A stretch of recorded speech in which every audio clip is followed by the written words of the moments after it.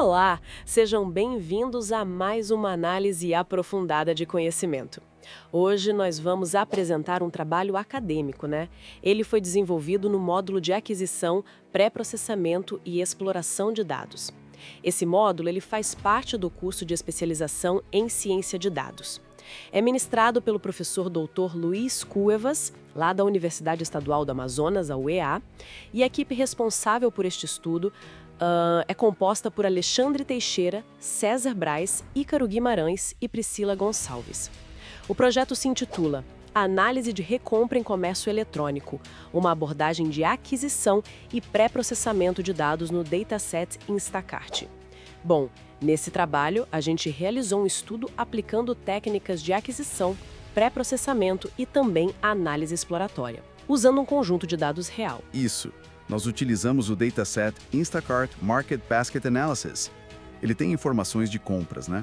De uma plataforma de e-commerce lá dos Estados Unidos. O objetivo principal aqui é entender os padrões de recompra dos clientes e, claro, preparar essa base de dados para futuras aplicações. Coisas como modelos preditivos com machine learning. Certo. E qual foi exatamente o problema central que vocês investigaram? Olha, o problema que a gente buscou abordar foi: como é que a gente pode prever os produtos que um cliente vai recomprar no próximo pedido olhando só o histórico de compras dele? E para guiar essa análise, a gente formulou algumas perguntas bem específicas. E quais seriam essas perguntas? Dá para detalhar um pouco? Claro. Basicamente, a gente questionou, primeiro, quais produtos têm a maior taxa de recompra? Segundo, em que horários e dias da semana o pessoal recompra mais? Terceiro, será que existe um padrão no intervalo de dias entre os pedidos de um mesmo cliente? Sabe, o tempo que ele leva para comprar de novo? Quarto, quais departamentos ou talvez corredores concentram aqueles produtos que são sempre reordenados? E quinto, como é que esse comportamento de recompra muda, assim, entre diferentes perfis de cliente? Entendi. Bem direcionado. E como foi a parte de obter e preparar esses dados? Bem, os dados vieram do Kaggle, daquele repositório público. É o dataset que eu mencionei, do Instacart. A gente trabalhou com 6 arquivos principais. Eles vêm em formato CSV, sabe? Como o orders.csv, order products prior.csv, products.csv, enfim, esses arquivos básicos. E uma etapa assim, inicial e muito importante, foi integrar esses arquivos, fazer a integração relacional deles. Certo. E como funciona essa integração na prática? Poderia detalhar um pouquinho? Sim. A gente usou operações de join, basicamente, para juntar as informações que estavam espalhadas nessas tabelas diferentes. Começamos pela orders.csv, que é a que tem os detalhes dos pedidos por usuário, né? Com Order ID, User ID. Isso é fundamental para a gente conseguir ter uma visão única consolidada. Mas é bom notar, o dataset tem suas limitações, viu? Ah, é? Que tipo de limitações? Por exemplo, não tem dados demográficos dos clientes, a gente não sabe idade, gênero, nada disso. Também falta informação financeira, tipo, quanto custou cada pedido. E não tem dados de contexto externo, sabe? Se tinha alguma promoção rolando ou como estava o clima, por exemplo. Entendi. São pontos importantes mesmo. E depois dessa integração, quais foram os passos do pré-processamento? O que vocês fizeram?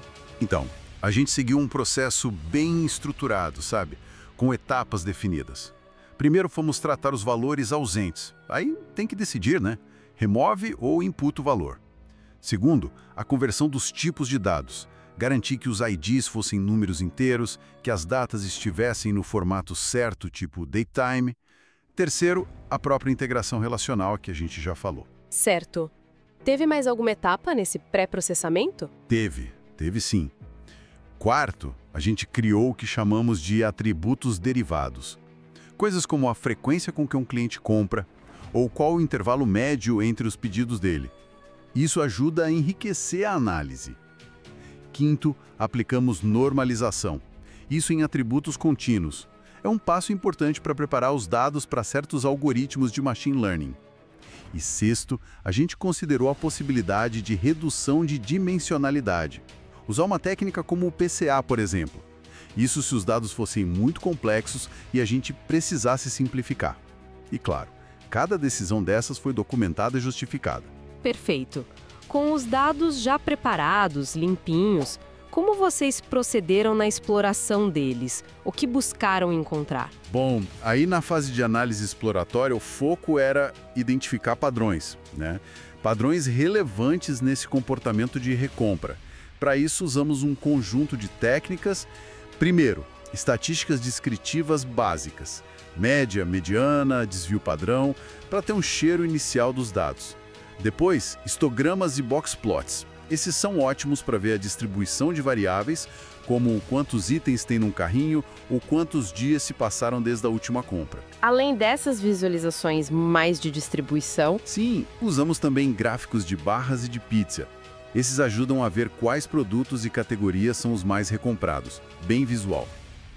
Também usamos mapas de calor para investigar correlações entre variáveis numéricas ou temporais. E, por fim, análise de séries temporais agregadas. Isso permitiu identificar tendências de recompra por hora do dia e por dia da semana.